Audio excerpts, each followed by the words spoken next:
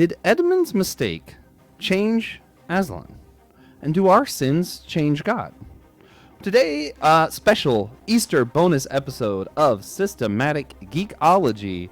We're going to be discussing that. We're going to be discussing Aslan. We're going to talk about Easter. We're going to talk about whether or not God changes, and does that apply to Aslan in Narnia? We'll see how far the metaphor goes. I, of course, am Joshua Noel, and I'm here with two wonderful guests, former hosts, some of the people who helped kick our show off from the beginning. Who else to have a special Easter bonus with than the one and only Joe Day of any podcast that you're not listening to right now. He's the host of, I think. I think that's how it works. No, so we got Shell Shocked. We got a new comic book one that I know you're going to want to shout out here on Systematic Geekology, and then you have your own network. The Happy Day Ministries that still go by that name, right? Oh, No, I think KFM Media. Okay, I was just thinking, I'm like, something about that sounded wrong. KFM, okay. So it's KFM Media, and that's just your network, similar to how we have the Anazal Podcast Network. Is there anything you want to say about that or your comic book one before I introduce our other guest? Yeah, I mean, it's a one-stop shop for teaching, fandom, compelling writing, the whole nine yards. If you're a fan of the sort of thing that you get over here at Anazal, I think you'll find something that you appreciate over at KFM. Yeah. Especially, I feel like you guys lean more into the practical aspects, and I'm like, who needs to be practical? Yep. Yeah, I make all kinds of great decisions. And then your new comic book one, what was the name of that?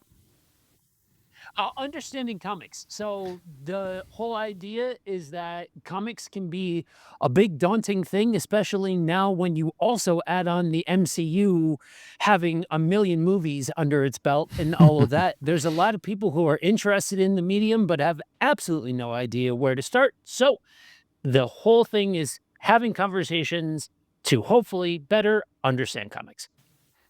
Nice. Yeah, I think a lot of our listeners will probably appreciate that. So hopefully I'll get a link, put it below, and they can check that out. Of course, I mentioned we have another guest. I'm here with the one and only sensei and pastor and good friend and one of the founders of Systematic Geekology, Brandon Knight, host of Kung Fu Pizza Party and My Seminary Life, both on the Anazal Podcast Network. Brandon, you want to talk any about your shows, introduce yourself, or you think they know who you are and can get over it? I think they know who I am, but in case not, what Josh said was very accurate. I have two shows here on Anazao, My Seminary Life, which chronicled my journey through finishing up my master's degree that was going on during the early days of systematic geekology as well. And now is more of a, this is what I'm studying, and you get to hear about it now. Kind of personal reflection on the things I'm watching, reading, all that. Kung Fu Pizza Party promises to deliver high-flying action in 30 minutes or less and serve up some wisdom one slice at a time, basically through reviewing Kung Fu, ninja, and samurai films and other martial art media as well. Yeah, nice. Yeah, and you guys know we do always like to start with what we're geeking out on. So I'm going to put all their links down below in the description, as well as links to some of the episodes they used to do. So if you want to hear some of the earlier episodes with us three geeking out together, you can find them down below. For now, what I've been geeking out on, I actually just finished again. I've watched the show so many times, Adventure Time. But it was an interesting caveat because previously, my first time watching it, weirdly enough, was because of a girl. And every time since that I've watched it all the way through, it's because it's like my comfort show. So like I'll get sick and I'm like, I'm going to be taking a lot of NyQuil. And when I'm awake, this show will be on the TV. But Dude, this watching time, Adventure Time on NyQuil? yeah, it's wild. But this time, my wife wanted to actually see the full story because, like, it has like pretty cool story arc near the end, and we watched it intentionally without NyQuil and just to see what the story was. And man, it's incredible. The whole series is incredible. I love it. So that's what I've been geeking out on. I've been getting into some of the comic books and other stuff around the series too. So it's been fun. Brandon, what have you been geeking out on? Well, what should I talk about? After years of fighting it off, I finally decided to give King of the Hill a try. I never cared for the animation. I don't like Beavis and Butthead, and that's the other Mike Judge program. And finally the algorithm won me over. I started seeing more clips online. It was about the time when Hulu's newest revamp of the show was going to be debuting. So I was like, all right, fine, I'll give this a try. And I actually have really enjoyed it. I'm not too far in. Like, I think I just started season 2 pretty recently. So no spoilers. Yeah, no spoilers. Please. I am very excited for getting to some of the like social media references, especially when he pulls up to, excuse me, is this the cult? We're not a cult. We're a collection of like-minded people. Yeah, this is it. Like, I'm really looking forward to getting to that episode. Yeah, I love the show, but I do agree. I think the animation style is my least favorite part still. But the propane stuff, listen, I'm a charcoal guy, but his whole thing on propane it makes me so happy. I love stuff like that. Yeah, that's just classic comedy. Joe, what have you been geeking out on lately, man? My wife and I are going back and forth doing a season of Buffy and Angel and then doing a season of the Arrowverse. So I'm watching Buffy this time in full totality. I've seen random episodes, but this is my first full watch through of it. And then it is a fascinating experience to figure out just how much I forgave when the Arrowverse was happening in real time, because it is a trip to go back through that universe. Yeah, I love how they did the characters, but yeah, going back, there are a lot of shows on CW that are hard for me to rewatch. I think some of the Arrowverse stuff is for me. Buffy, like, I like Buffy as a concept as a whole, but it turns out I really only like the latter seasons when like the storytelling's more like a story and not episodic. I have been ruined by our modern times, and I find episodic TV really hard. Unless it's Adventure Time, apparently. I was fine with that. I don't know. I thought Joe was going to really lean in. People. Yeah. I thought Joe was really going to lean into the 90s and say, like, Buffy, Angel, and then, like, Xena or Charles or something. You know, just like I want to watch Xena now. How dare you? I've seen that show. All right, guys, come back next year, our Easter special on Xena. Don't ask how we're going to do it. Let's go. Man, for now, though, I do want to ask everybody to consider rating and reviewing our show, Systematic Geekology, wherever you're listening, Spotify, Apple Podcasts, wherever. It does not take long, and it does help a lot with algorithms and stuff, supposedly. I don't know enough. I'm just told things, and I nod my head and go, okay, I'll say that. Also want to shout out one of our financial supporters, James Barrett. James, you're amazing. I hope you're having a wonderful Easter today. That Will preached a good sermon. If he didn't, deduct it from his Systematic Geekology pay, which is nothing, but it's fine. But James, we do appreciate you. And listeners, if you want your own shout out, you too can become an official member of Systematic Geekology on our website. That's down below in the description. And yeah, there's a lot of cool stuff over there. Even if you don't become a paying member, you can become a free member to get some content. You can see some of our t-shirts, other just stuff that we put out there is all on that website there. The shirt I'm wearing right now actually is from part of the series we're talking about today. It's the faces behind us. And it kind of shows a little bit of some of the characters we're talking about, if people who look like the characters.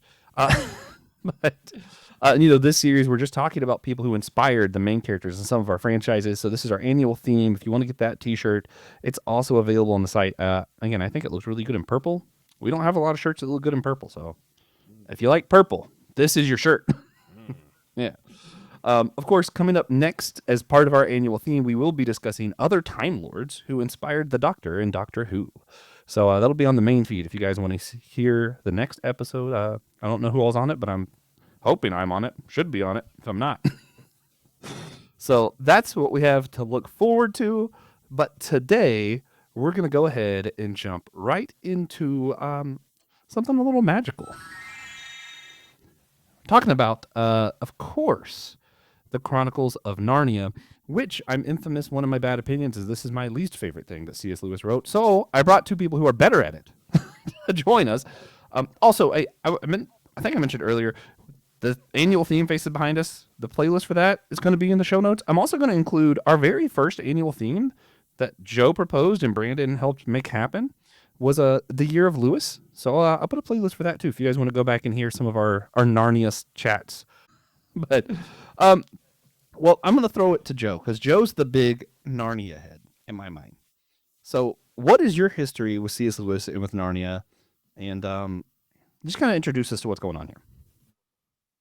So first and foremost, as we get started, there's just I gotta see if I can still do this. What's up, you geeks? All right, so now that that's out of the way, the so Narnia is a fantasy franchise that suffers most by being compared to its contemporaries. It is nothing like Lord of the Rings. It is nothing like Song of Ice and Fire. It is nothing like any of these other high fantasy worlds that it tends to live in the same conversation with. And I think part of the reason why you have so many different sharp one way or the other opinions on for or against Narnia is because it's not the same as these bigger franchises that are that definitely have a larger and much more rabid fan base than generally Narnia attracts. Yeah. When did you first get into these books? I know you didn't necessarily grow up the same kind of like household that I did. I know you have been a fan longer than me of the books anyway. So fifth grade was the first time we read Lion, the Witch, and the Wardrobe. After that, it wasn't until it was after I became a Christian, and so we're talking, I don't know, probably 7, 8 years ago was the first time I read through all of them and started at the first, went through the last, realized that it's an out of order story, then went back and read it in chronology, and in the chronological order is where I absolutely fell in love with it. I also would say for anybody who hasn't experienced them narrated, if for nothing else, there is a copy out there of The Last Battle that exists that is narrated by Jean-Luc Picard. And it is a peak fan. Yeah. It is peak fandom. Yeah, that's awesome. I yeah. So I mentioned my bad opinion is my least favorite of C.S. Lewis's books, but I want to caveat that with it's still Lewis. Like it's saying my least favorite of C.S. Lewis's books isn't saying that I don't like it. I still really like it. I just happen to like Screwtape Letters and stuff a lot more. And if we're doing it like as a series as opposed to individual books, it's also different because like individually, Voyage of the Dawn Treader, that's on up there. That might be one of my favorite C.S. Lewis books. It's just some of the surroundings, like that and Magician Nephew. I love. I actually am not a huge fan of Lion, the Witch, and the Wardrobe, which is what we're talking about today. And yeah, and some of it I want to say is because to me the allegories and stuff just feel so in your face. I'm like, this is painful. But I have friends who didn't grow up Christian who didn't even know there was a metaphor or anything there. They had no idea. So I'm like, I think a lot of it just has to do with how I grew up. So it felt in my face, and then I'm like, oh well, if I didn't have that context, maybe I would have been able to read it different. I don't know. That's where I'm at. Brandon, what is your history with the Chronicle of Narnia books? I too know somebody who read The Lion, the Witch, and the Wardrobe, and the allegory went right over their head, which is impressive. I think that's incredibly impressive. Yeah. I would say, I think I actually first started reading the books probably right around the same time Joe was, kind of that like late elementary, early junior high, somewhere around there. I don't think I actually have read all of them still. I think there's like one or two here or there that I like still to this day have not gotten to. I think my earliest introduction to Narnia was through the BBC films. I remember seeing the old BBC Lion, the Witch, and the Wardrobe film. I think that would have been before the reading the books, and obviously was before the Disney films as well. I would say I would put Till We Have Faces as my least favorite Lewis book. I think that one is like really dry. I but to kind of piggyback off of Joe a little bit when he was saying how part of the reason why this series maybe doesn't kind of gets overshadowed compared to a lot of the other more high fantasy that is written around its time as a contemporary. It's not really even fair to compare it to some of Lewis's other uh like Yeah. fictional works as well, like Space Trilogy, Ransom Trilogy, depending on Yeah. how pretentious you are, which is way more Incredible. way more in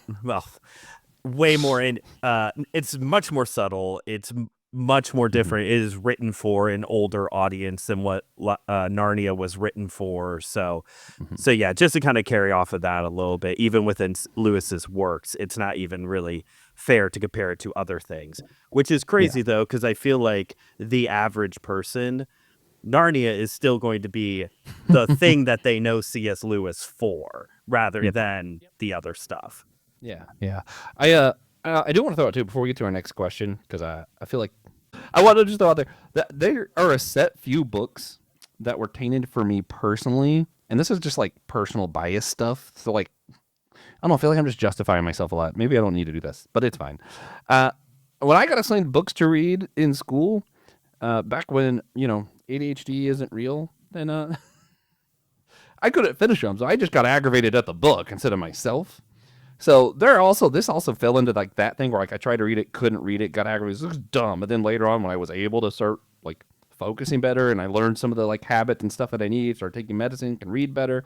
I read all of the Lewis stuff, and I was like, maybe I should go back to that Narnia thing. And I was like, oh, meh. And yeah, so yeah, there's a little bit of that bias.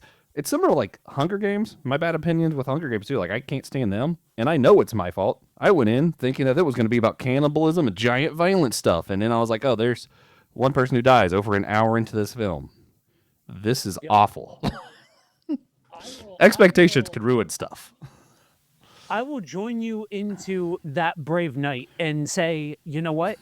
The Hunger Games suck. Why? Because they're boring. Because nobody's compelling, and the entire thing is garbage and only a byproduct of a post-Twilight world. I said what I said, and you can send all complaints to myseminarylife@gmail.com. Yeah. If you guys want more rage bait, ask me later about my opinions on heated rivalries.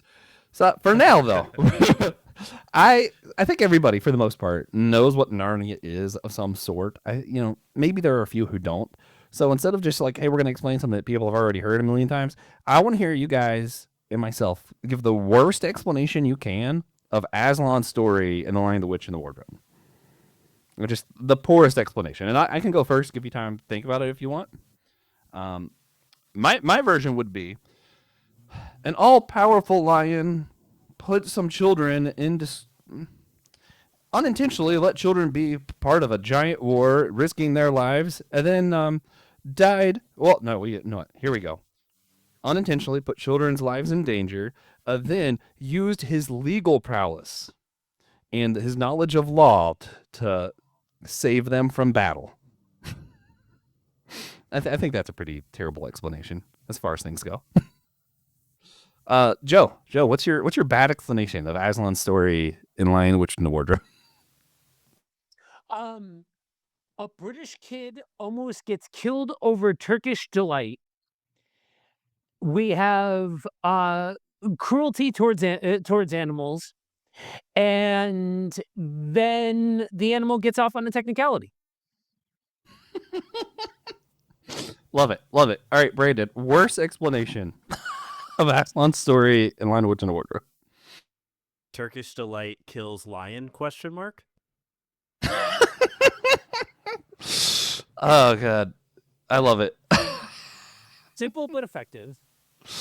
Yeah, I was trying to like, Josh did really long, Joe's was a little shorter. I was like, okay, I'm gonna be like the very short version.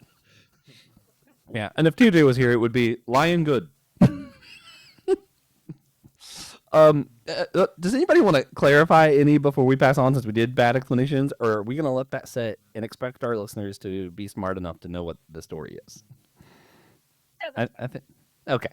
So if we don't need to clarify, I'm going to go ahead and move on and just keep Brandon up here. Brandon, now I want to know, who are the kids? Edmund, Lucy, Peter, and Susan. How would you explain them? If So you're explaining them well this time. Oh, I've explained them well this time.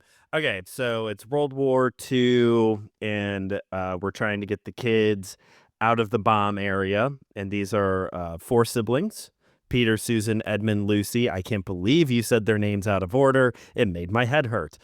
I was giving myself time to remember the names I forgot. They are taken to this was like in real life, something that was going on during World War II in Britain, kind of taking everybody out of the city, all the kids that is out of the city, into more rural areas away from where they would expect the bombs to be dropped. And the kids are put up in a home of a professor. Yeah, Peter's and I the mean, oldest. He's kind of like the stereotypical firstborn. Mhm. As a stereotypical firstborn.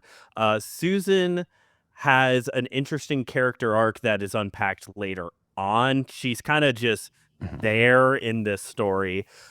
Edmund and Lucy are kind of the central characters of the children in this first book, with Lucy being the first one exposed to Narnia, and then Edmund being the one who is deceived while in Narnia. Yeah, and I do think isn't Susan? We kind of see some. I feel like she's a little bit more skeptical than the rest, being a little bit more matured. Peter is the strong older one. Yeah. So I do think Lucy and Edmund being like the main ones for this. Edmund wanted candy so bad he doomed everybody. What's going on?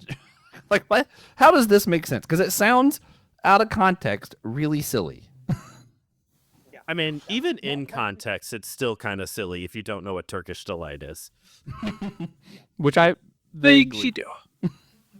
I would argue that it's even more silly knowing what Turkish delight is, because if anybody's ever had it, it is the most mid thing, and you're like, this kid was about to dime out his entire family and just screw everybody for a mid dessert. I'm just saying, it is just as ridiculous knowing what Turkish delight is.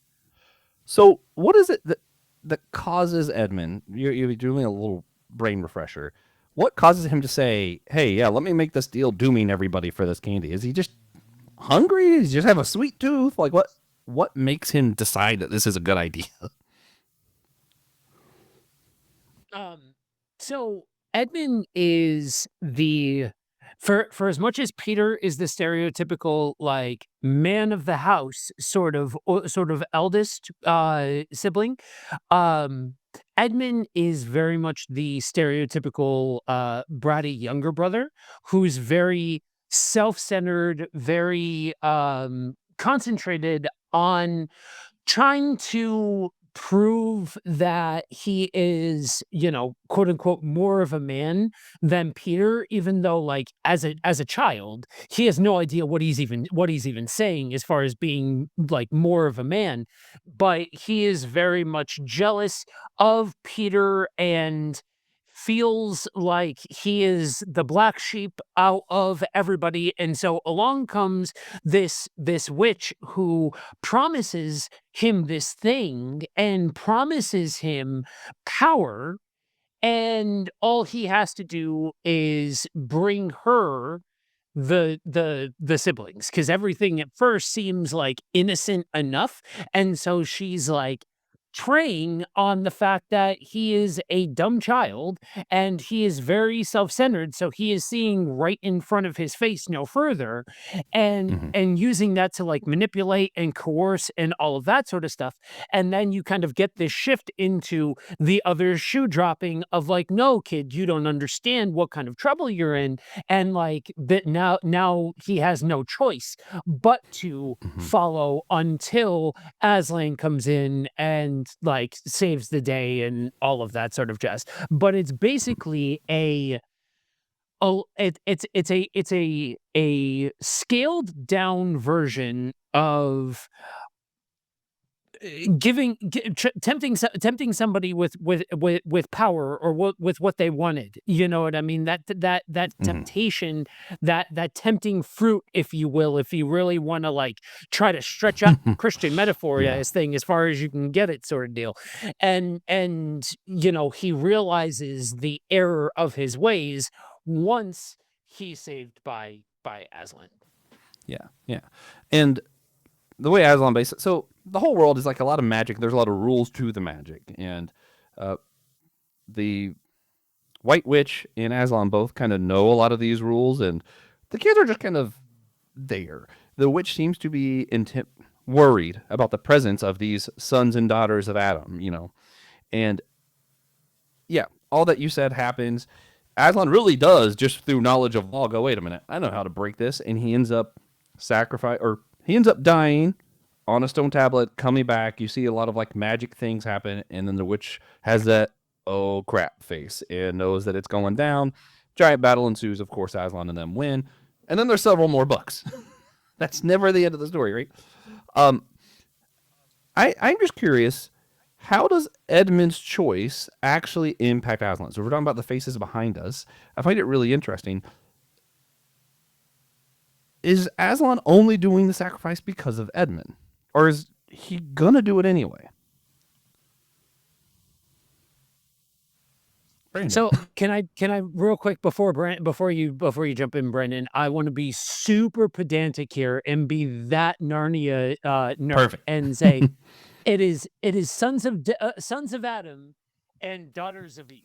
Oh yeah, I knew that. I just didn't want to take the time to say it. I was feeling lazy. Oh, so being a feminist is something you can choose to be, Josh? Oh, so you at that point it's okay not to say. Into that one, Josh.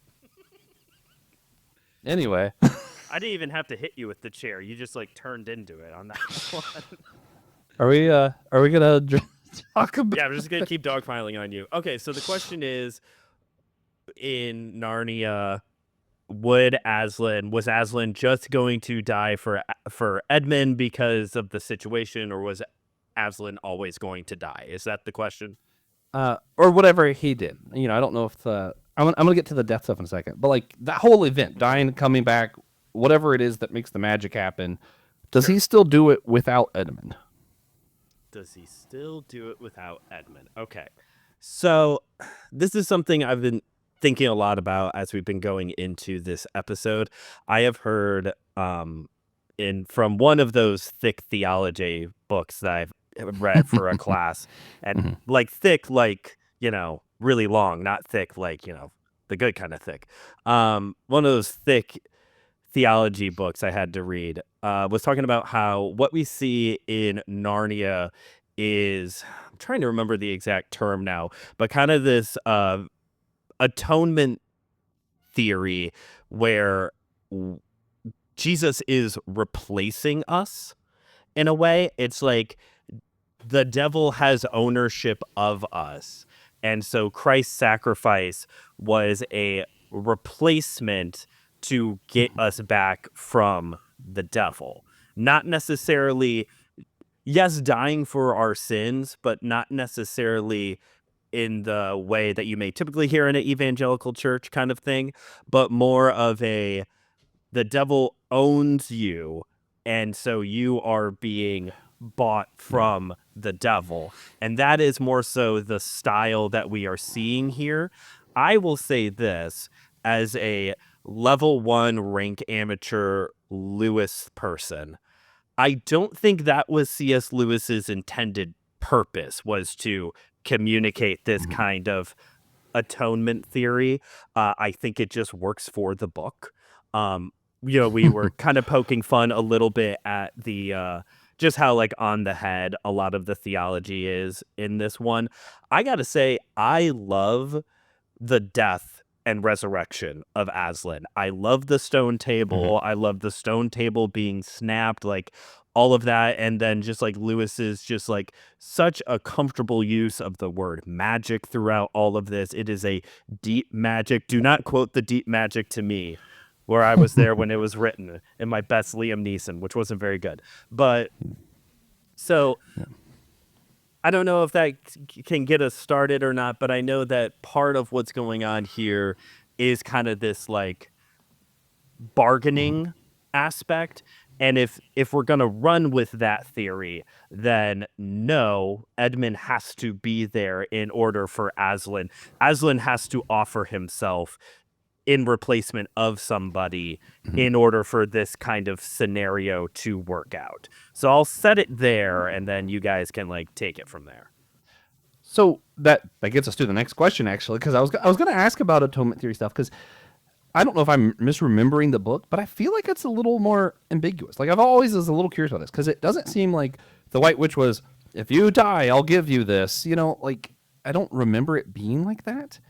Also, I'm not sure, because again, I don't remember exactly how everything's worded, if it was the death or the resurrection that caused, them to be able to be free. So there's a lot of like questions here. So when we get to the atonement theory, just for the theology nerds out there, the theory that Brandon was describing is called ransom theory. Is like you sin, now the devil owns you, and we're like ransoming for one another. The most popular today theory in like evangelical American churches is probably going to be this penal substitution theory, which is really similar to the ransom, and that's this whole you sinned and you have to die. And it's not like the devil has power over it. It's like your choice. That's the consequence. And God's going to substitute himself to suffer the consequence.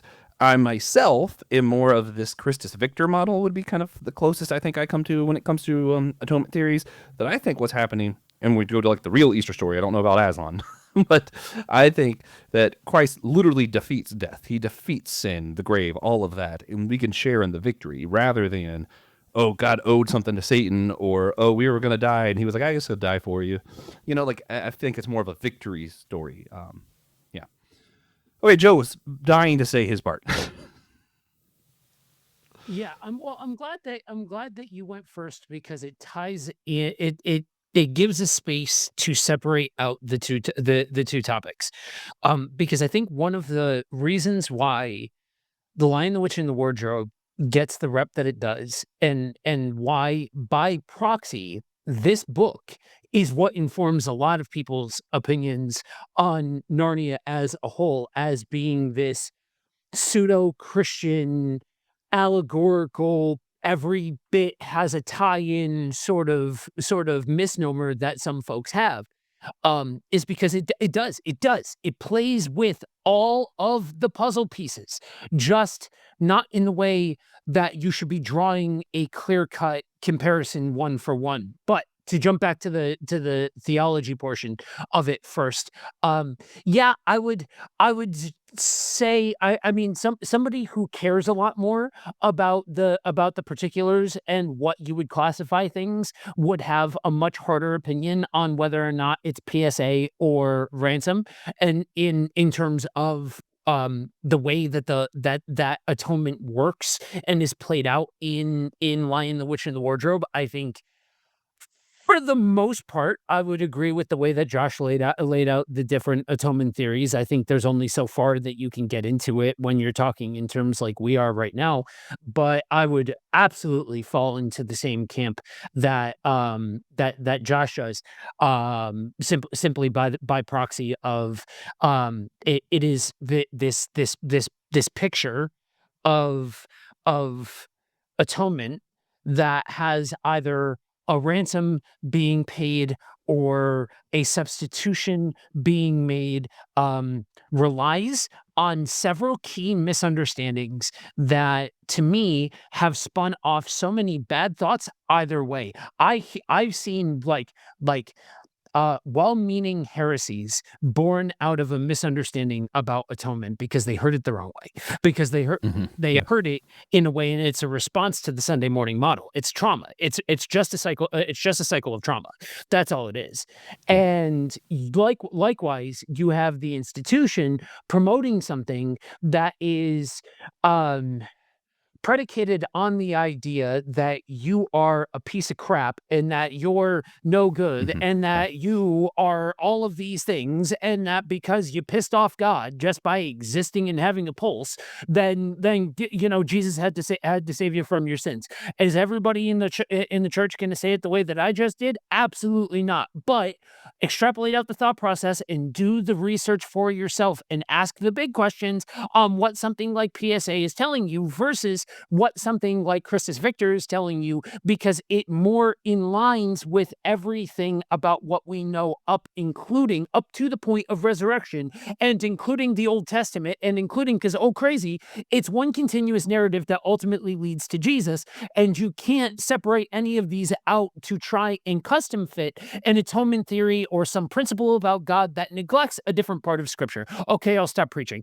That being said, the other side of it is the world that Lewis built. So as somebody who if Brandon is qualifying himself as a level 1, which I think he is underselling himself, then I would certainly put myself at least at a 2 or a 3 or something along those lines.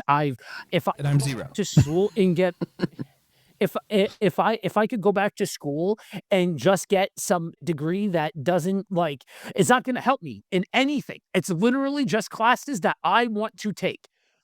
A degree in Narnian studies would be phenomenal. And so, Yeah.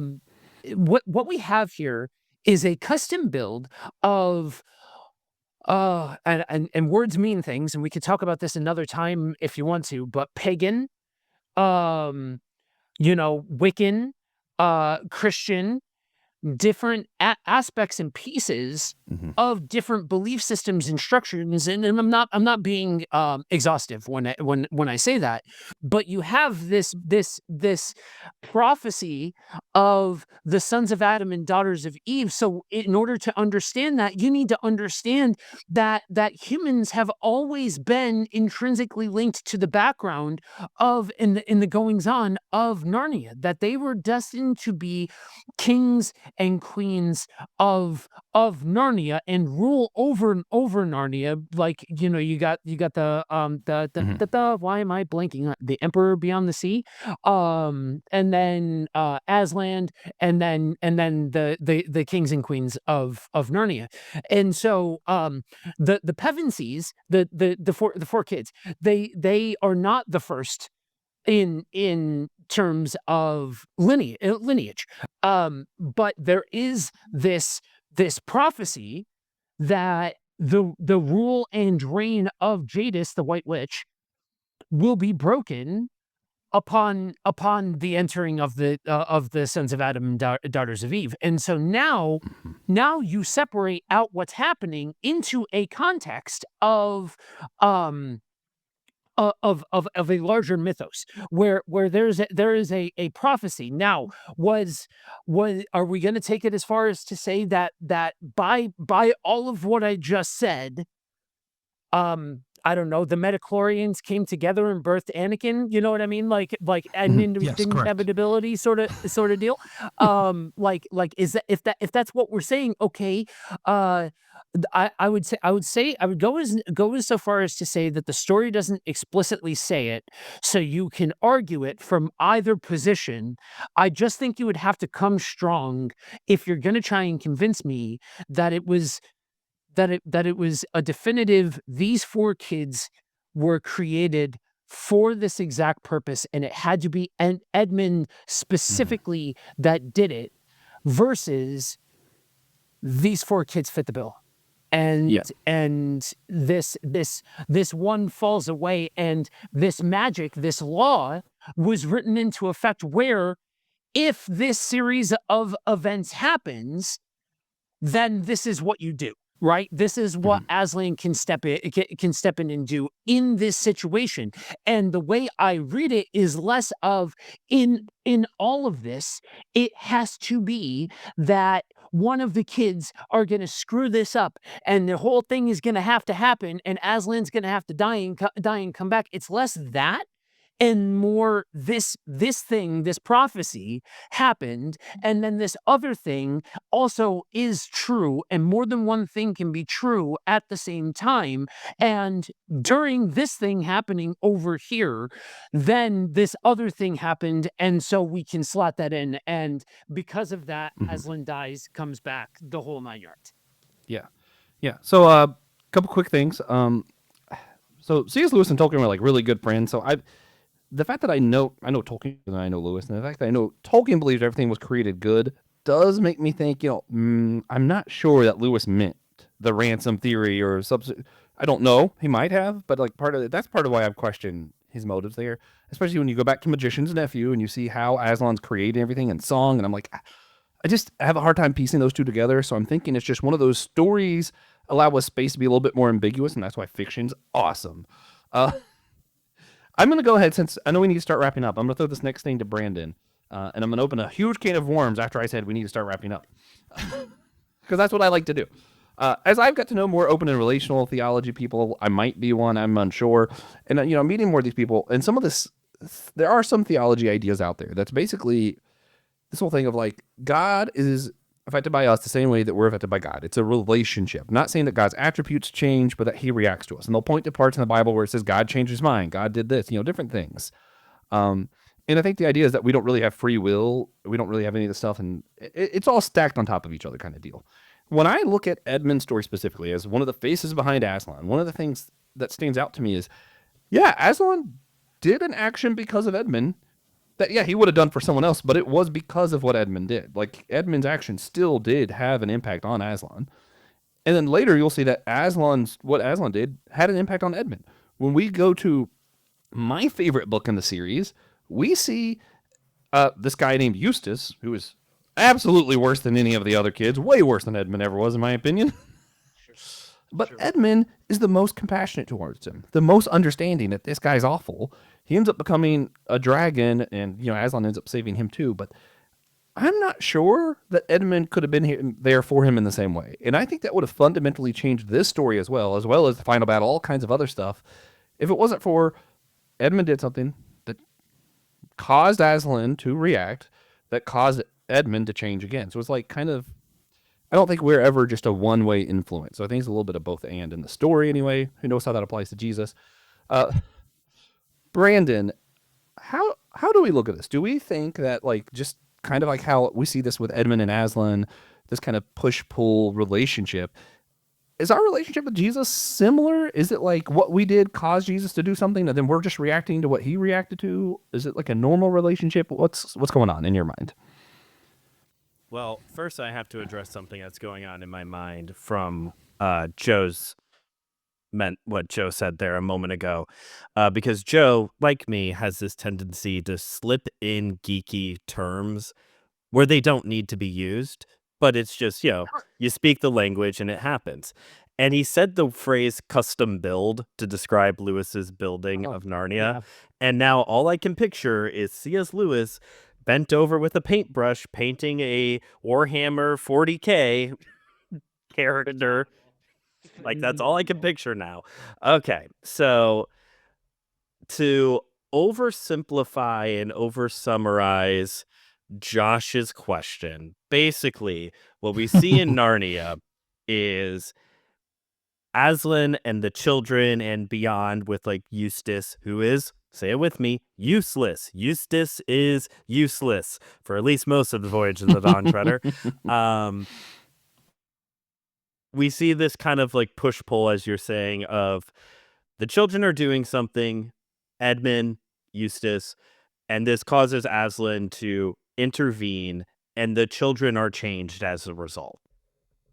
Is that a picture of our relationship with Jesus? That is the oversimplified, we sinned. It's a better wording of my question. I'm trying. Jesus, no, wait. We sinned. We sinned. Jesus had to die for that sin. And therefore, I think part of that, though, is the words coming out of my mouth. That takes us back to the atonement theory thing of what I am describing then is penal substitution. We did something. Edmund did something wrong. It results in Aslan having to intervene. And then on the back end of it, Edmund is changed and therefore can positively affect Eustace down the line. I will be clear, I'm not advocating for that position, just to be clear. I'm just trying to show how I think the way that we're having this conversation, these are the pieces that are playing out. Okay? I definitely think, you look at 1 John whatever. I'm terrible with references. One of the reasons why I'm not a very good pastor. 1 John, we love because he first loved us. So our experience of God's love, Jesus's love for us, therefore informs how we love others.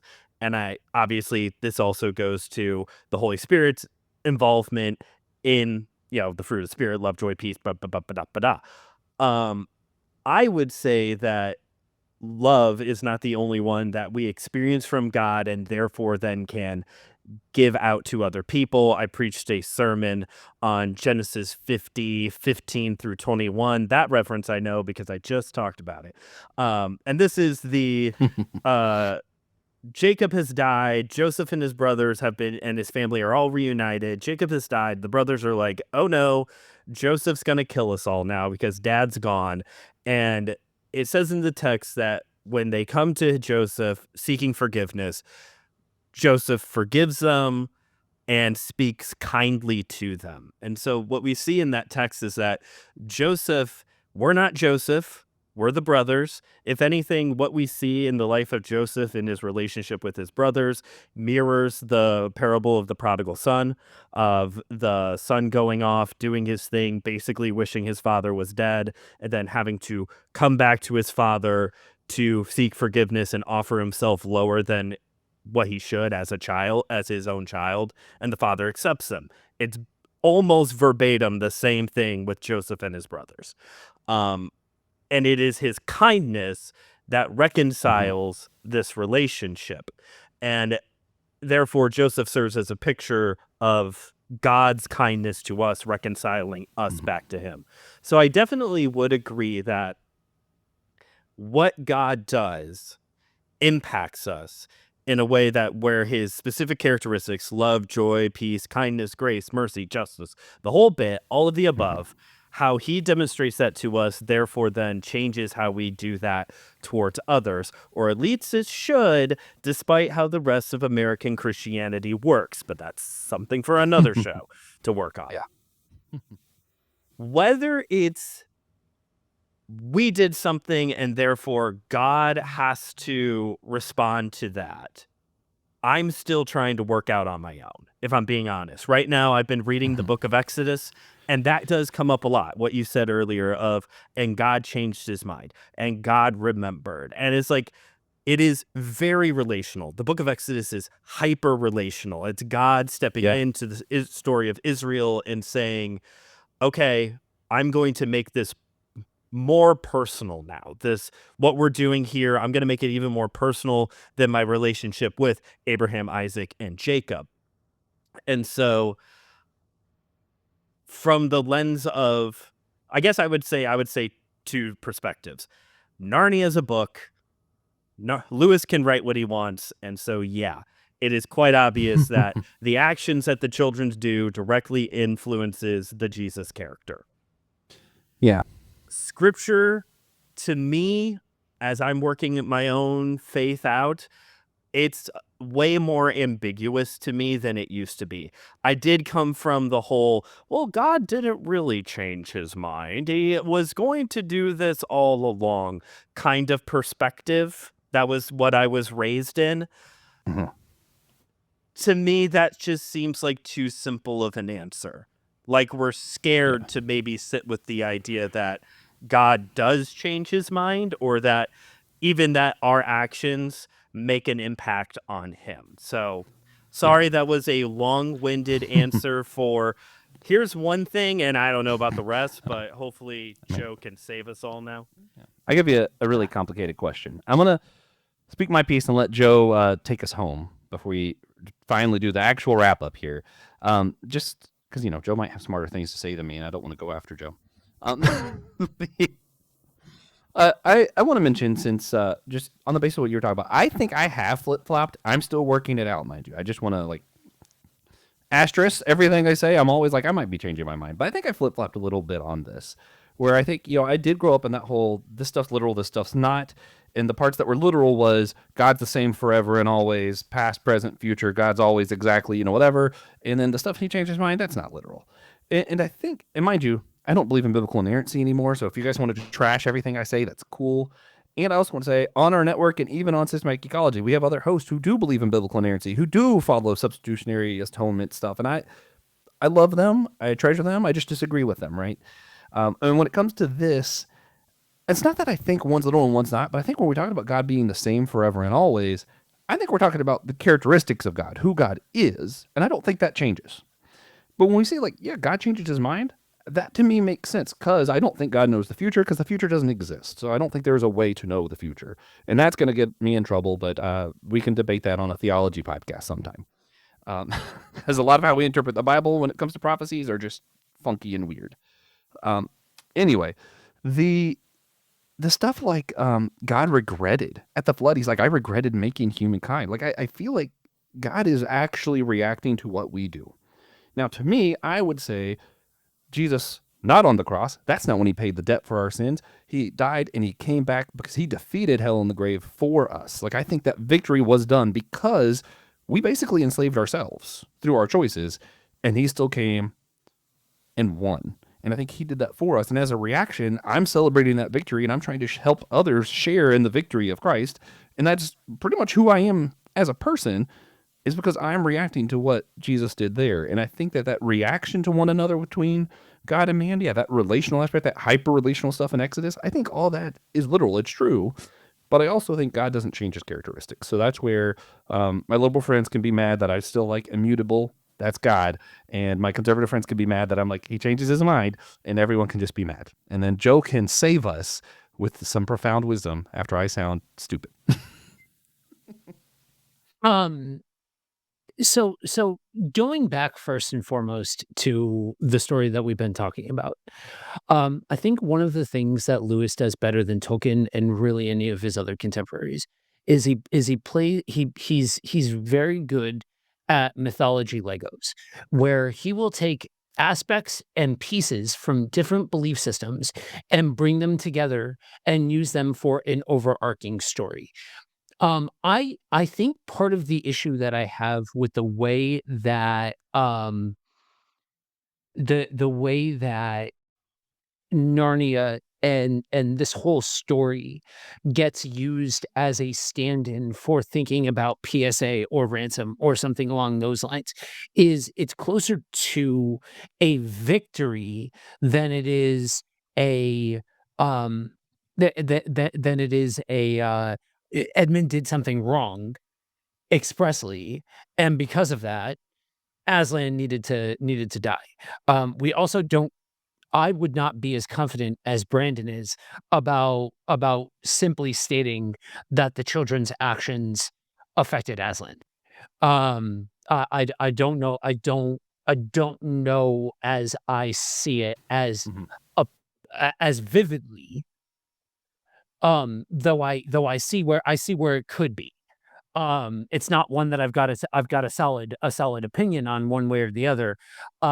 And I think when you look at Narnia, it's taking individual puzzle pieces and then coupling it with a kid who is initially tricked. He's in a bad head positioning, bad spirit positioning, out for himself. Absolutely, that part of it you cannot take away from the text. But it's not so much of a deliberate screw these guys as it is a trick and a temptation to go off that way. So just being clear about the actual story of Narnia, I do think that there is a level of action response in the story. So the faces behind the people, right? The face behind Aslan and what he did is Mhm. Edmund, because Edmund was tricked, and because a son of Adam found themselves in that position, Aslan responded. Aslan did what he knew that he could do.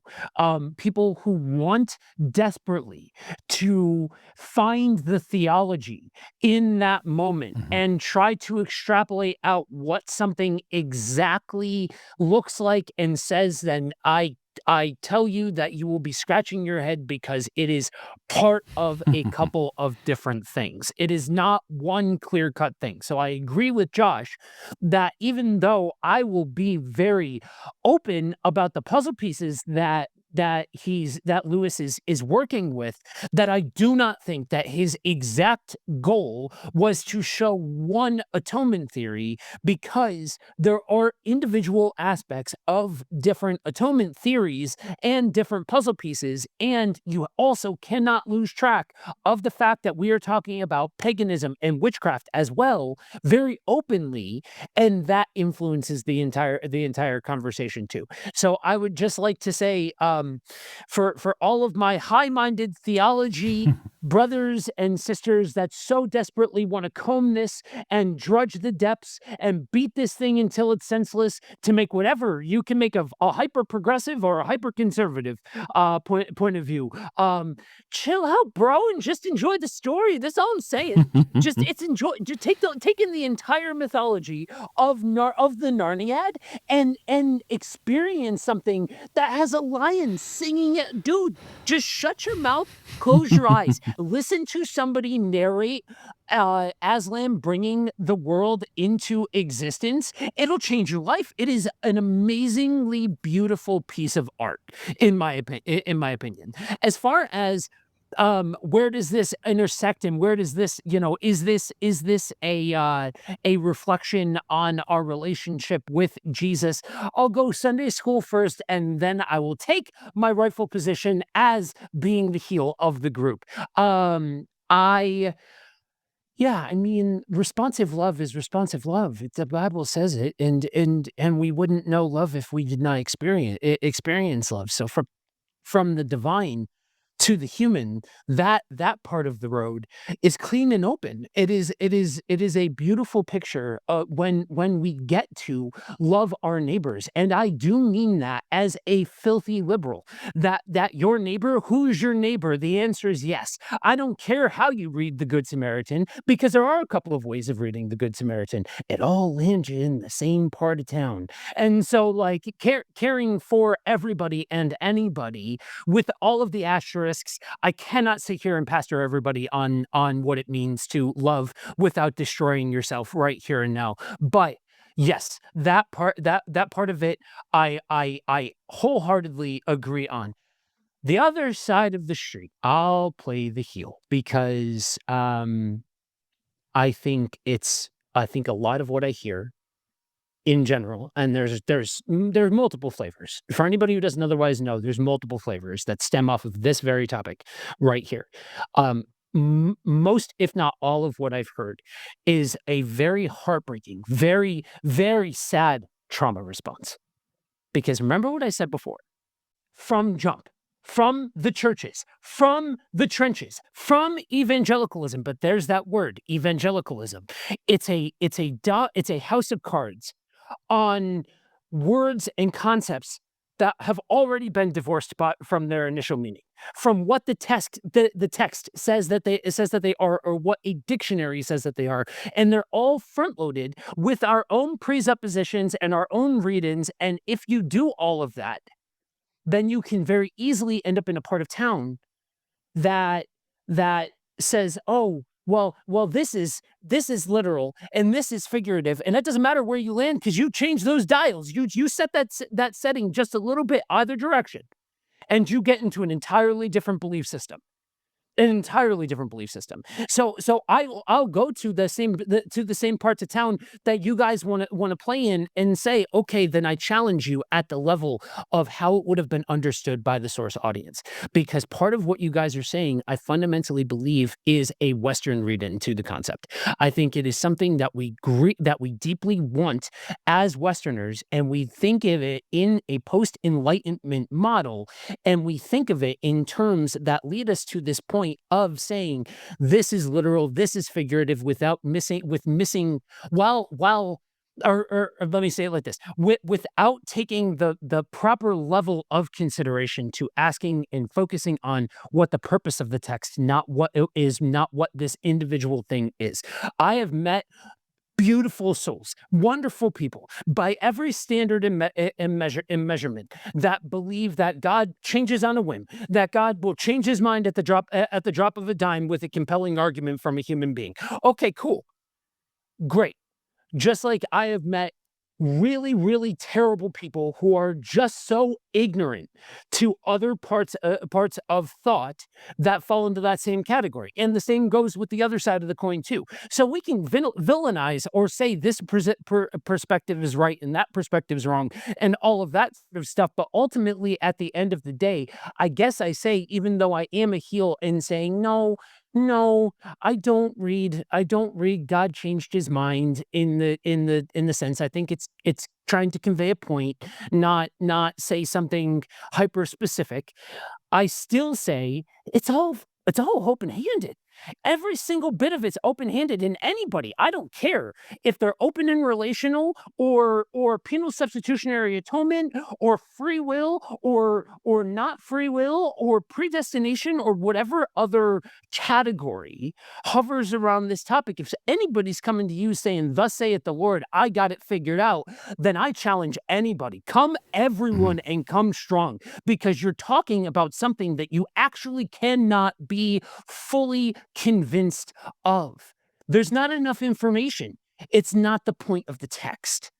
And so to me, I cool as far as like the faces of and the motivations of and all of that sort of stuff. But to me, as somebody who studies theology and studies the Old Testament deeply, I don't like those comparisons because I just don't think it's focusing on the right thing.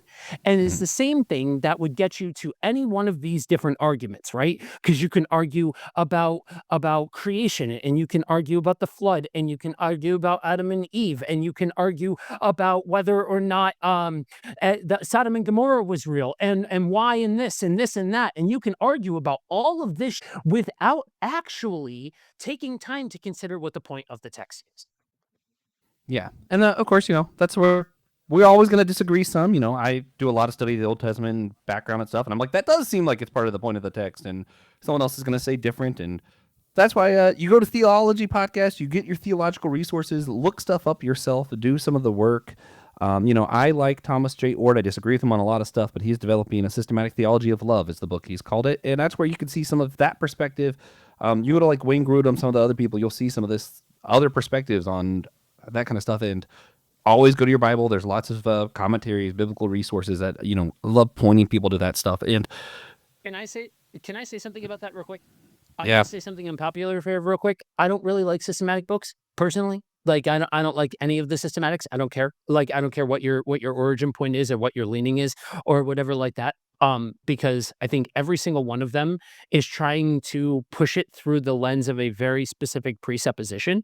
And I think we can very, very, very, very quickly lose the rabbit on any one of any of them. Any of them. Take your pick. If you're going to say, what about so and so, I'm going to say yes, even if I don't know who it is that you're talking about. I'm going to say yes, because I would put all systematics to exactly this point. And I only bring that up to reinforce the first thing that you said, Josh, because I think there are so many things that us as Christians, we are now, as everybody on this group is different ranges of millennial, and so we have grown up in a pre-digital and post-digital digital world. And post-digital world, we've come to this idea of we need to have an opinion on everything. We need to know what the hell we're talking about on everything. And when we present on social media, we got to come strong and come with everything that we've got, and we've got to document everything. It's this idea of social media, and we post. What's the first thing you do when you're on vacation? You got to post a picture and all that sort of stuff, which is just bad op security. I'm just saying, you're letting everybody know that you're on vacation and that your house is empty. I'm just saying. Anyway, so all of that needs to sit in a context where if you are claiming the name of Christ, do not care. I'm a yes and sort of guy. I'm not a full, we all have free will and nothing else. And I don't think predestination is a thing either. Purely, I think it's a yes and dynamic, and I think the Bible would back me on that one. I think when you look at what our role is as followers of Christ, if you claim the name of Christ and you're trying to figure out this whole theology thing and all of that sort of stuff, then at the bare minimum, Seek wise counsel, right? Seek wise people around you. That's a wonderful thing. That is a holy thing to do. But do the work for yourself. Know what you believe and why you believe it, because you should be able to disagree well with other people. Now, if you got somebody coming at you saying that Jesus is a giant flying spaghetti monster with pencils for arms, and I'm saying that as a bit because it's not always that hyper obvious and all that sort of stuff. If it's heresy, it's heresy. But like also at the same time, we gotta chill on the idea of what is and isn't heresy, because we've come to this point where you want to stop a conversation, you want to stop a theological discourse, you just call somebody a heretic and storm away, right? But listen to what Josh is saying here.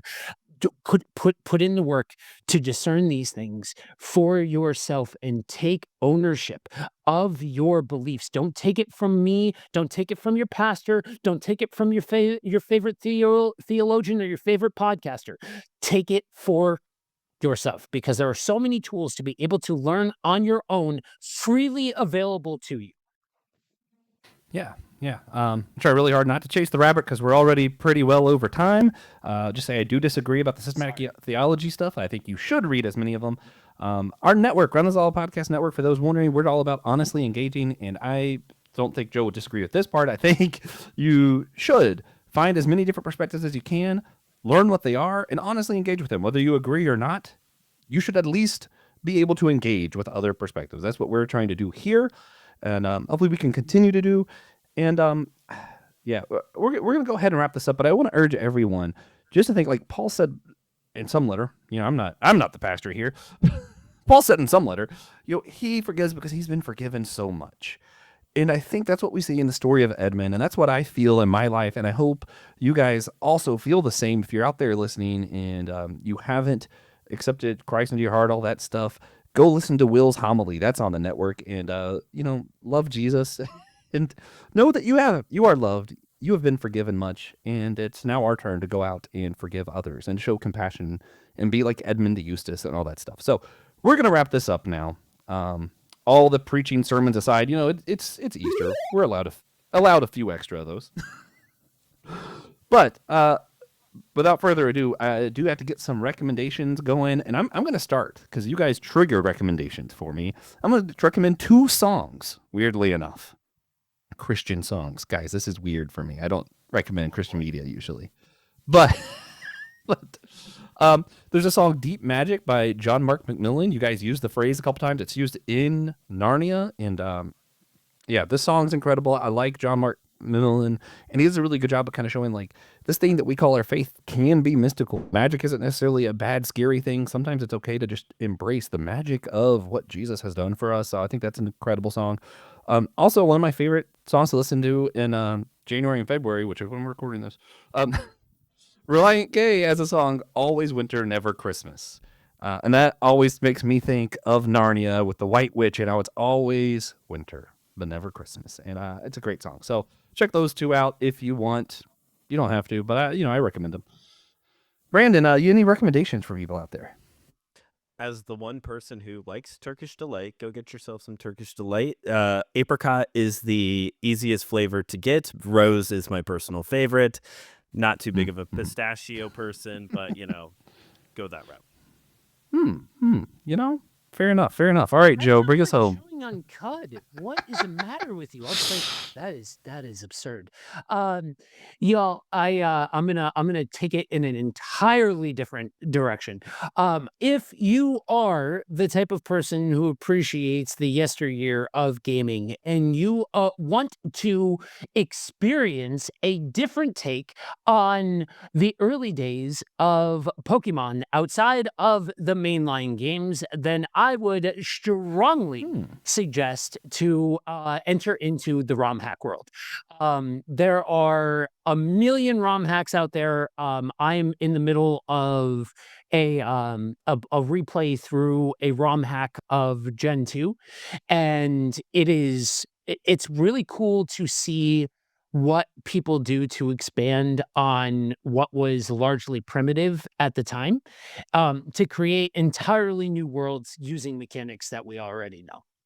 Yeah. I have a friend at work who started doing Pokemon XY. He's got a ROM on his phone. You're doing XY on your phone. What a day we live in. This is the day the Lord has made when I can play Pokemon on my phone. Guys, please remember, rate, review our show wherever you get your podcast. It really helps with the algorithms, supposedly. And also want to shout out one financial sponsors. Again, thank you, James Barrett. James, you're amazing. Way better than James in Adventure Time. You're great. If you guys want your own shout out, again, you can sponsor our show on our website and become a member like James, and we'll shout you out on the show. Same website. You can also get some free extra content if you want to become a free member. You don't have to support the show. You can buy some merch, leave a one-time financial tip, whatever. Again, faces behind us, our annual theme. We have our own shirt. Looks good in purple. If you like purple shirts, this is the one for you. Again, next up in our annual theme series, Faces Behind Us, we'll be discussing other Time Lords who have influenced the Doctor and Doctor Who right here on the main feed. So just be waiting for that. And of course, we need you all to do one very important thing for us. And remember, we are all a chosen people, a geekdom of priests.